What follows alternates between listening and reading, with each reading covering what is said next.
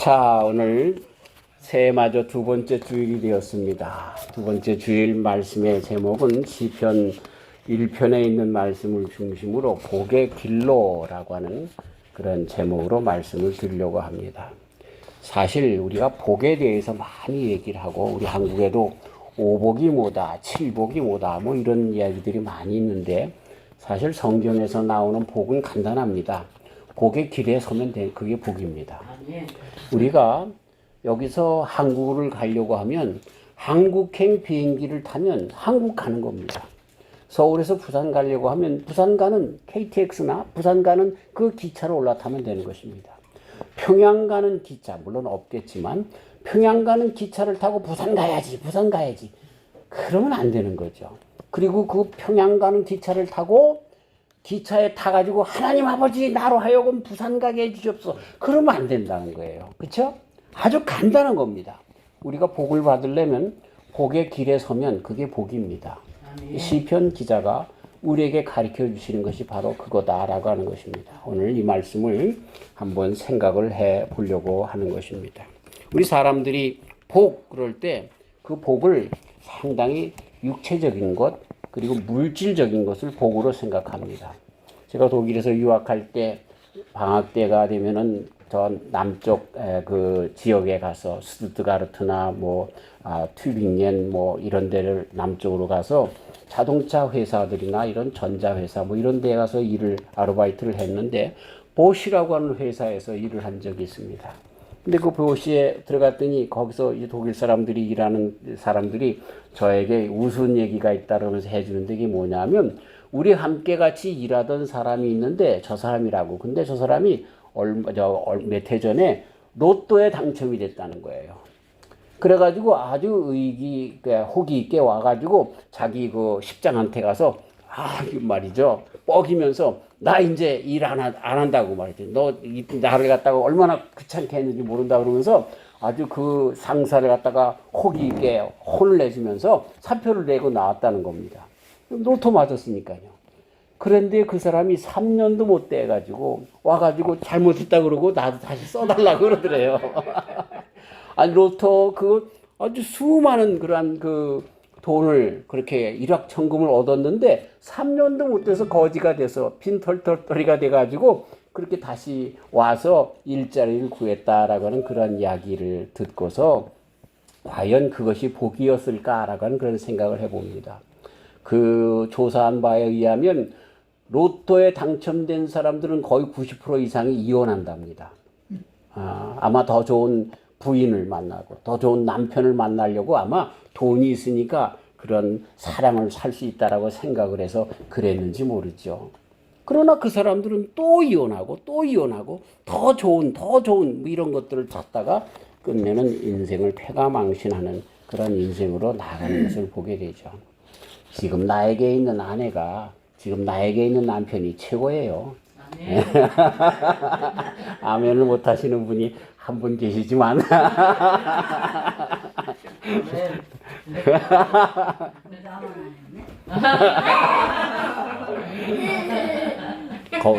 거기서 나 거기다 하는 그런 얘기입니다. 그게 우리가 사람들이 생각하는 그 지금에 있는 것보다 다른 것들을 추구하는 그런 것들, 그래서 그것을 내가 얻으면 나는 복이 있지라고 생각하는 것 자체가 복이 아니다라고 하는 그런 말씀인 것입니다.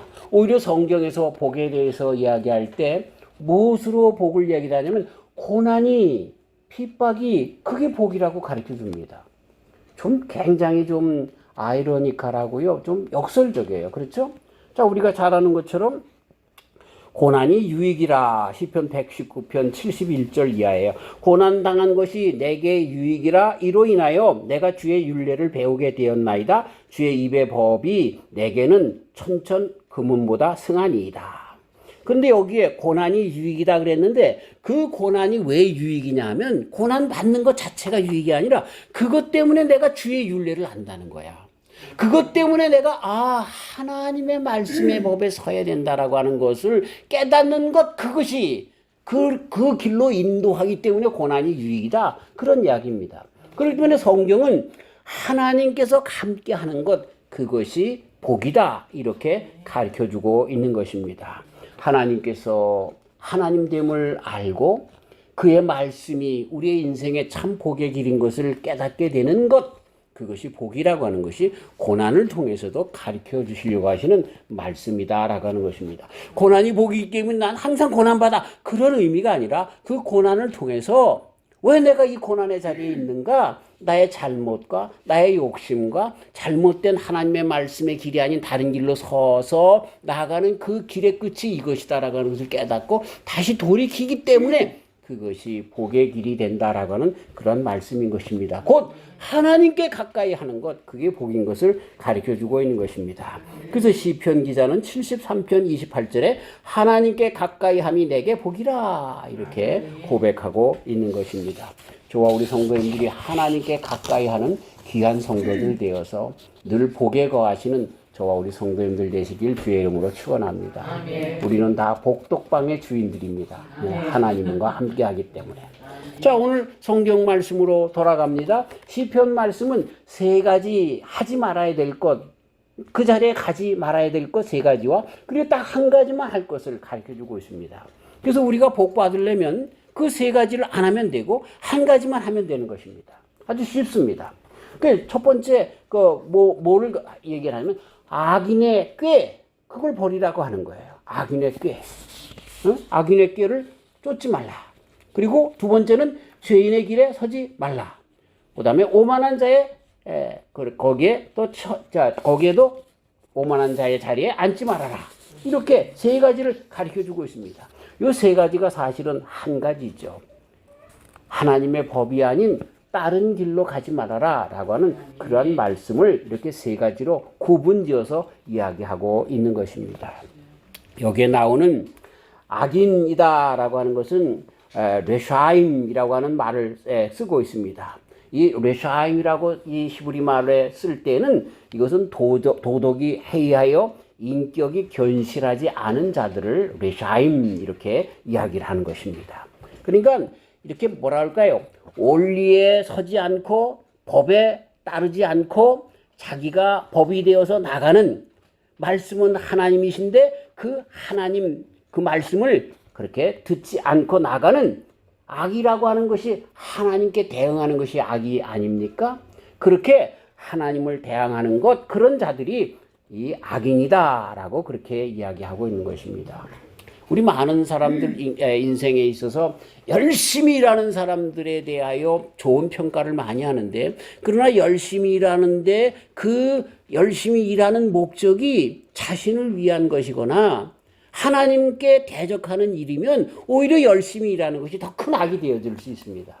악인이라고 하는 것은 열심히 일하느냐가 아니라 어느 목적을 가지고 어느 목표물을 보면서 나가는가, 그것이 열심을 할 때 의미가 있는 것이지, 그렇지 않을 때는 오히려 큰 정말 악인의 그 길에 골수에 서게 되는 것을 보게 되는 것이죠.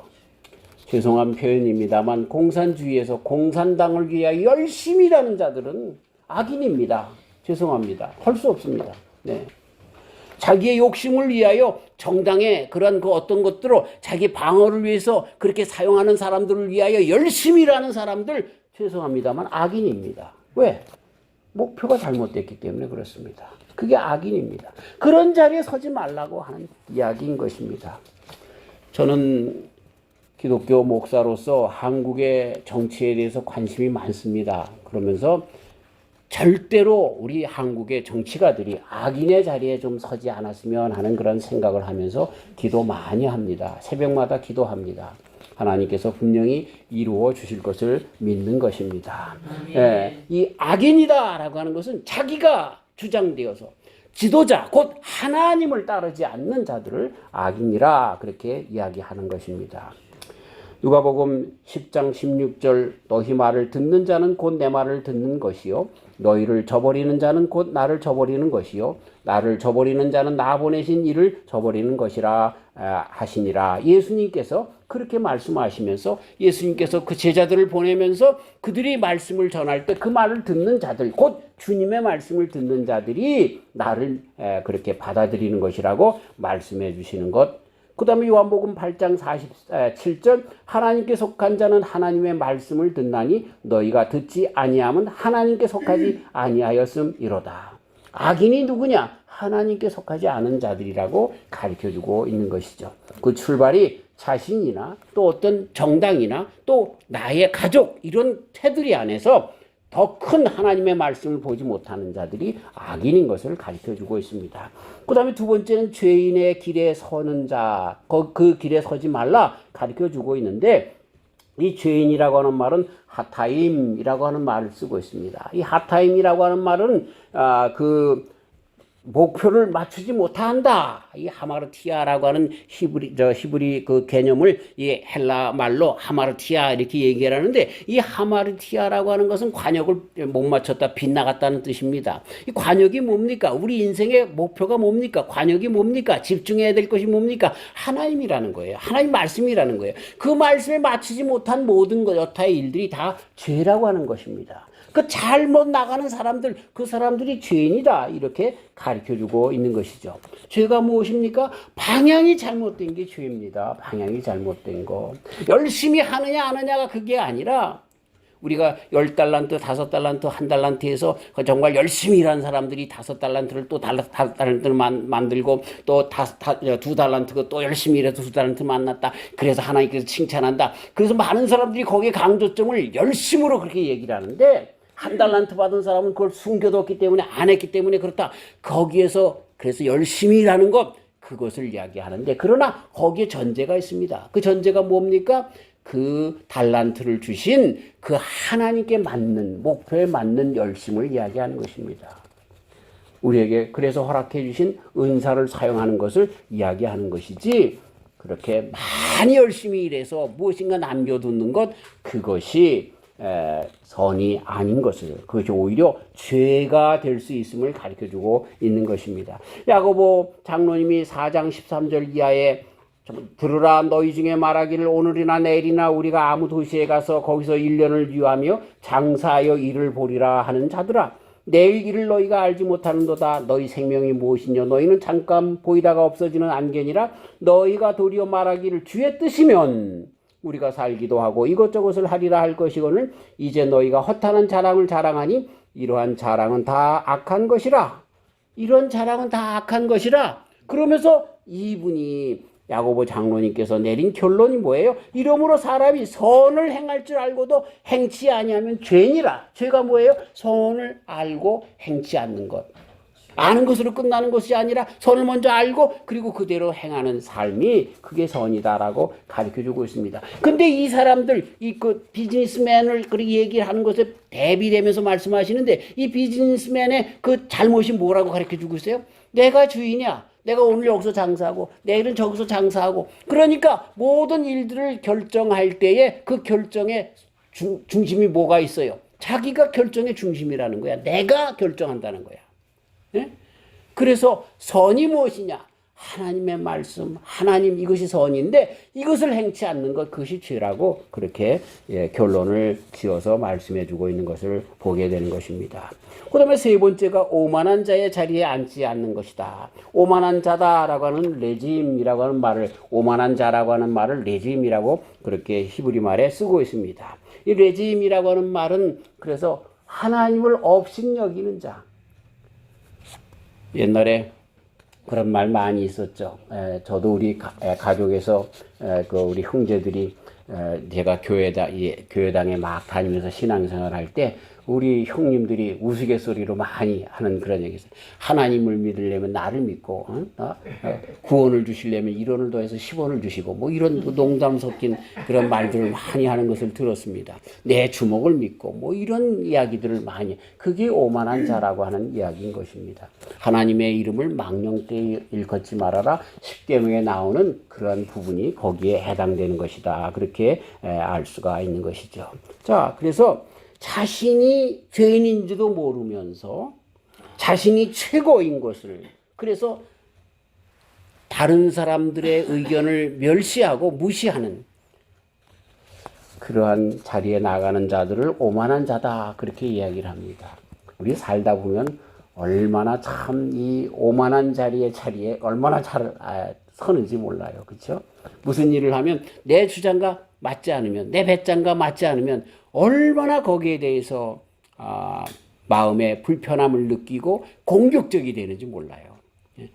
저하고 우리 집사람하고 부부 생활하면서도 이런 부분이 자주 나오는 것을 아직도 보면서 아이 그까짓 거 뭘 그렇게 신경 쓸 일이야 그러고 넘어가도 되는데 이게 안 그래요. 특별히 남자는 자존심이 있지 않습니까? 그래서 끝까지 이렇게 싸울 때가 있는데 그럴 필요가 없어요. 그게 교만이고 그게 오만인 것입니다. 레짐이라고 하는 말이 자기가 센터예요. 예? 에고센트릭 그런 사람들의 그 모습이 바로 오만한 자다라고 하는 것입니다. 근데 이 오만한 자라고 하는 말의 근본이 뭐냐면 회개하지 않는 자라고 하는 이야기인 것입니다. 어떤 잘못을 가르쳐 줄 때, 여보, 이런 것이 잘못됐잖아. 여보, 이런 것이 잘못됐잖아. 그렇게 가르쳐 줄 때, 내가 그랬구나. 라고 금방 수긍하며, 그쵸? 나를 그렇게 돌려서, 그래, 내가 잘못했어. 라고 이야기하는 사람들은 오만한 사람이 아닙니다. 물론 이것이 우리가 이렇게 세상에 살면서 도덕 윤리적인 그런 범주 내에서 그렇게 얘기할 수 있지만 하나님과의 관계 속에서도 그런 얘기입니다. 지금까지는 야고보 장로님이 얘기하는 악한 그런 비즈니스맨처럼 나의 길로 나아가면서 뭐라고 가르쳐줘도 그래도 세상에 살려면 돈이 있어야지. 그래도 세상에 살려면 권력이 있어야지. 그러면서 그것을 안 버리고 하나님의 뜻에 따르지 않고 나가는 자들, 그런 사람들이 오만한 자다 하는 이야기입니다. 그 사람들은 절대로 하나님께서 가르쳐줘도 그리고 또 이 시편 기자가 가르쳐주는 것처럼 고난이 유익이라 그 고난 가운데 인생이 허무하구나, 인생이 아무리 한다 할지라도 하나님이 허락해 주시면 안 되는구나, 하나님의 자비와 은혜가 아니면 안 되는구나 라고 하는 것을 깨닫고 돌이켜야 하는데 그렇게 돌이키지 않는 자들, 아무리 죽도록 매를 맞아도 회개치 않는 자들, 이런 사람들이 오만한 자들이다라고 하는 것입니다. 내가 참 이런 말을 안 해야 되는데 재판이 막 8개, 9개 걸려 있는데도 말이죠. 자기는 죄가 없다고 그러는 자들. 오만한 자들입니다. 오만한 자들입니다. 자, 회개하지 않는 자들. 그렇기 때문에 저는 늘 드리는 말씀이 있는데 그게 뭐냐면 성령 충만한 자들의 첫 번째 증거가 뭐냐면요. 회개를 잘합니다. 회개를 잘해요. 이건 줏대 없다는 얘기가 아니에요. 줏대 없다는 얘기가 아니에요. 그것이 정말 하나님의 말씀 가운데 나에게 다 닥쳐질 때 그 말씀과 나의 삶의 모든 행동, 언어 이런 것들이 이렇게 부딪히게 될 때 잘못했네요. 빨리 주님에게 돌아가는 사람들, 이 사람들이 성령 충만한 자들입니다. 네. 그러면요, 점점 가면 갈수록 성령님께서 우리들의 양심을 점점 더 깨끗하게 만드십니다. 네. 말세의 징조 중에 디모데에게 주신 말씀 가운데 바울 사도님이 하신 말씀이 뭐냐면 말세에 가면요 양심에 화인 받는다는 거야. 암만 뭐라고 증거를 갖다 대도 말이죠 안 한다는 거예요. 제가 독일에 있을 때 우리 후배 전도사님이 저한테 찾아와서 자전거를 이제 타고 학교를 등교하는데 벤이 이렇게 돌면서 이 자전거 탄 사람을 못 보고 그 채였어요. 한번더면 큰일 날 뻔했어요. 자전거가 다 망가졌어요. 그래가지고 이 사람이 보니까 그게 어떤 그 문방구라고 이제 그 차에 적은 거예요. 그러면서 가서 그 사람한테 그런 얘기를 좀 해서 이 자전거 값이라도 병원 값은 뭐 거긴 다 의료보험이 되니까 그렇다 치더라도 자전거는 그래도 사야 되니까 자전거 값을 좀 타야 되겠다 같이 가자 그래서 갔어요. 그랬더니 이분이 그렇게 일을 했다라고 하는 것을 얘기를 했더니 얼굴이 막 그냥 새파랗게 질리면서도요 자기 안 그랬다는 거예요. 그 일을 갖다가 변호사 사서 변호사한테 하라는 거예요. 나도 변호사 되겠다는 거예요. 야, 이 양심이 완전히 화인받았어요. 이 돈밖에 모르는 사람들의 그 모습이 그거죠. 변호사 사라는 거예요, 변호사. 점점 가면서 그렇게 되지 않습니까? 뻔뻔해지지 않습니까? 그런데 분명한 것은 예수님을 잘 믿는 사람, 하나님의 사람들의 특징은 나의 잘못을 어린아이라 할지라도 고백할 줄 아는, 잘못했어.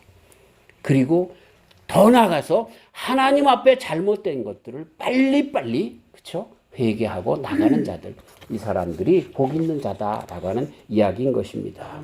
자, 그래서 그들이 그렇게 잘 사는 것 같지만 그렇게 자기를 위해서 그렇게 정말 죄인의 길에 오만한 자에 이렇게 정말 그 악인의 길에 서는데, 근데 그들의 끝이 뭐라고 가르쳐주고 있어요? 바람에 나는 겨와 같다는 거예요. 근본이 없어요. 열매가 없어요. 우리가 아무리 좋은 꽃이라도 꺾어가지고 화병에 심으면 그게 얼마 안 돼가지고 시들어 버리는 것처럼 그런 인생으로 끝나고 난다는 거예요. 부병초 떠돌아다니는 그런 부병초로 끝난다라고 하는 것입니다. 늘 요동하고 집이 없다는 것입니다. 늘 요동한다는 것은 귀가 가려워서 이 일만 스승을 두어가지고 여기에 집적 저기에 집적. 그런데 그 이유가 뭐예요? 내 욕심에 내 배짱에 맞지 않기 때문에 더 나의 배짱에 맞는 자들, 마치 가인이 아벨을 죽인 다음에 성을 쌓는 것처럼 이렇게 정말 자기의 테두리를 쌓으려고 하는 그런 것으로 나가지만 끝내는 망하게 되는, 심판을 견디지 못하는 그런 데 나가는 것을 보게 되는 것입니다. 저는 성경을 보면서 그런 생각을 많이 해봅니다. 우리가 죽으면 이제 두 길이 나오게 되는데, 이건 뭐 성경에 있는 것이 아닙니다. 제 상상입니다. 두 길이 나오는데 한 길은 예수님께서 피를 철철 흘리고 서 계신 길이에요. 한 길은요, 아주 기가 막힌 여인들이 또는 아주 의리삐까한 그냥 근육질의 남성들이 쫙 서 있어 어서 오십시오 그러는 길이에요. 황금길보다 아주 휘황찬란한 길로 그렇게 인도한다는 거죠. 근데 사람들이 다 어디로 가냐면 그게 천국인 줄 알고 그리 간다는 거예요. 근데 그것만 사탕 발림으로써 알짝 있고 문이 열리면 어디예요? 지옥으로 빠진다는 거예요. 예수님은 우리에게 정말 나 때문에 흘린 못자국, 그 피에 그 흘린 옆구리 이걸 보이시지만 그러나 그 길이 천국이라 하는 이야기인 것입니다. 왜 그런 결론을 내게 되냐면요, 우리 사람들이 생각하고 있는 육신의 쾌락이 이게 천국이라고 복이라고 생각하기 때문에 그 길로만 자꾸만 나가려고 하는 거예요. 이 악인이다 하는 이야기의 그 악의 근본이 뭐예요? 내 중심인 거예요. 내 중심. 그리고 이 사람들은요, 그렇기 때문에 하나님 안에 나는 길이요 진리요 생명이라고 말씀하신 그 길에 진리가 있고 생명이 있는데 그 길을 가기를 싫어해요. 그러니까 내가 하나님에게 어떻게 되냐면 마치 아담이 에덴 동산에서 죄를 지은 다음에 하나님의 낯을 어떻게 했다고요? 피했다. 이렇게 가르쳐주고 있잖아요. 하나님은 안 피했어요. 하나님은 찾아오셨어요. 근데 누가 피했어요? 아담이 피합니다. 이브가 피합니다. 제가 신학교 다닐 때 참 돈이 없었어요. 그래서 등록금을 내야 되는데 돈이 없어가지고 우리 선배 분한테 5,000원을 꿨어요. 그때 5,000원은 굉장히, 우리 저기가 9만 원이 등록금이었는데 5,000원이면 상당히 큰 거예요. 근데 그걸 갚을 길이 없어요. 그래가지고 그 선배만 보면 내가 도망 다녔다니까. 천국은요, 죄를 지은 사람들은 하나님께서 오라고 해도 못 가요. 왜? 내가 죄가 있기 때문에요. 예? 하나님께서 우리를 천국에 못 들어오게 하시는 것이 아니라 내가 내 죄 때문에 내 욕심 때문에 천국을 안 가는 거예요. 안 가는 거예요. 그걸 어떻게 우리 예수님이 하실 수가 없어. 미리 우리들에게 그 길을 다 십자가 안에서 보여주셨는데 우리가 안 가는 거예요. 왜? 내가 더럽기 때문에. 내가 정말 그 욕심으로 말미암아 죄의 길에 섰기 때문에 그렇다라고 하는 것입니다. 사랑하는 성도 여러분, 우리는 다 죄인이에요. 그러는 것을 우리 주님의 십자가에 다 내려놓고 나는 죄인입니다. 그럼에도 불구하고 날 구원해 주신 예수님의 십자가 보혈을, 그 공로를 의지하고 주님에게 나아갑니다. 라고 나아가시는 저와 우리 성도님들 되시길 주의 이름으로 축원합니다. 제 이름은 허번인데 뻔뻔할 번자입니다. 네. 우리 주님 앞에 뻔뻔해야 합니다. 우리는 죄인입니다. 그런데 다른 길이 없어요. 예수님밖에. 네, 그렇게 나가야 한다라는 것입니다. 자, 그래서 복 있는 자는 어떤 것이냐? 한 가지만 가르쳐주고 있는데 여호와의 율법을 즐거워하는 자가 복 있는 자라는 거예요. 아까 우리 고난이 복인데 왜 복이라고요? 여호와의 율법을 알게 하기 때문에, 여호와의 율례를 알게 하기 때문에 그게 복이라고 얘기했잖아요. 여기 시편 기자가 끝내 여기서 1편에서 이 시편의 전체를 전망하는 이 프롤로그 서문을 쓰고 있는 것인데요. 그게 뭐예요? 여호와의 율법을 즐거워하는 자가 복이 난 거예요. 복이 뭐냐? 복의 길에 서는 건데 그 여호와의 율법을 즐거워하는 것라고 가르쳐주고 있습니다.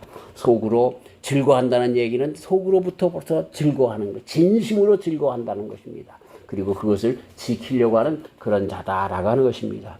그래서 그 율법을 어떻게 한다고요? 주야로 묵상하는 자로다. 이 묵상에 대해서 좀 말씀을 드리려고 그래요. 제가 오늘 한 주간을 여는 글에 쓴 것처럼 죄송합니다만 우리 아파트 사는 어느 권사님이세요. 이 빨래방에 갔다가 이제 빨래터에 갔다가 빨래하는데 저를 만나자 간증을 하는 거예요. 그러면서 그 얘기를 하는 거예요. 39살 된 우리 아이가 뇌졸중에 걸려가지고 쓰러졌다는 거예요. 그래서 병원에서 식물인간이 되어서 사람을 알아보지도 못하고 말도 못하고 그리고 누워있는데 그래서 여기서 이 캘리포니아에서 이 아틀란타까지 가가지고 이제 결혼을 했는데 그 아내는 이제 마켓에 그 조그만 그 햄버거 샵을 했는데 그 햄버거 샵에서 일하고 자녀를 돌보기 때문에 그 남편이 병원에서도 와보지도 못하는 거예요. 그리고 어머니가 가가지고서 이제 뒤치다거리 하면서 병원에 늘 같이 있으면서 하나님이 원망스러운 거예요. 왜 얘가 살려고 그랬는데 이렇게 됐는가. 그러면서 원망스러웠는데 하루는 이제 겨울에 눈이 치적치적 내리는데 신호등 앞에 섰는데 한 사람이 와이퍼를 이렇게 유리창을 이렇게 닦아준다고 그러면서 1불만 달라고 그러더래요. 그래서 그분한테 그냥 5불을 주면서 추운데 닦지 말라고 됐다고 그랬다는 거예요. 그때는 이분이 5불을 받으면서 하는 말이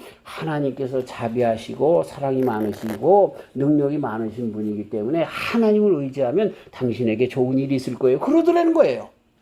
천사가 그러는 것 같더래. 자기한테.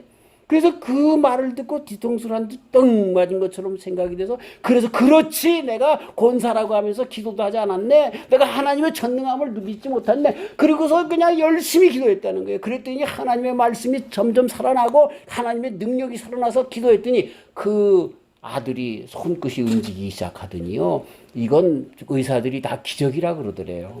네. 지금 같이 사세요. 아들이랑 같이. 그러면서 말은 어눌하게 하지만 기도하고 그 걸음걸이가 아직도 불편하지만 그러면서 많이 회복이 됐어요. 자, 그렇게 놀라운 간증을 하시는 이분이 그런데 이 아파트에 사는 이 히스패닉 사람들에 대해서 아유 저 맥잡들 그냥 못됐고 그러는 거예요. 그래서 내가 그 말을 딱 듣는 순간에 그 간증 속에 받은 은혜를 다 까먹었어요. 아니 왜 저러셔? 예? 우리가 믿는 믿음이라고 하는 것이 나만을 위한 것이 아니잖아가. 나에게 주신 우리 지난주에 말씀 드린 것처럼 보네포 목사님이 우리가 이 세상에서 이런 사람도 살고 저런 사람도 사는데 우리는 그런 가운데 먼저 믿은 성도로서 우리의 본 대신 그리스도 예수님의 본을 받아서 그 예수님처럼 살면서 그 예수님을 전달하여 그들에게도 생명도 그들에게도 아름다운 삶으로 인도해야 될 그러한 의무와 책무가 우리에게 있는 것인데 우리 기독교인들이 그걸 하지 않느냐 책망하는 것처럼 왜 나만 잘 먹고 잘 살고 나만 기도해서 나만 잘 되고 하는 것으로 끝나냐 말이죠. 예? 그래서 이 문제가 어디서부터 시작되냐면 이 묵상이라고 하는 잘못된 그런 해석에서 나오는 거예요. 이 묵상이라고 하는 말은 하기흐라고 하는 말을 씁니다. 이 하기흐라고 하는 말은 이제 이 새들이 비둘기가 예를 들어서 구구구구 우는 것 그걸 하기후라고 그럽니다. 사자가 앙그랑 되는 거 그걸 갖다가 하기후라고 그렇게 얘기를 합니다. 그래서 이사야서 38장 14절에 나는 제비같이 학같이 지적이며 비둘기같이 슬피 울며 내 눈이 새하도록 앙망하나이다 라고 했을 때 거기도 이 하기흐라고 하는 동사를 쓰고 있는 것을 보게 되는 것입니다. 또 사자가 먹이를 앞두고 으르렁거리는 것처럼 이사야서 31장 4절에 여호와께서 이같이 내게 이르시되 큰 사자나 젊은 사자가 자기의 먹이를 움키고 으르렁거릴 때에 그것을 치려고 여러 목자를 불러왔다 할지라도 거기에 사자가 으르렁 비둘기가 구구구구 되는 그런 것들을 여기에 우리가 얘기하는 묵상하다라고 하는 하기의 뜻이 거기에 있습니다.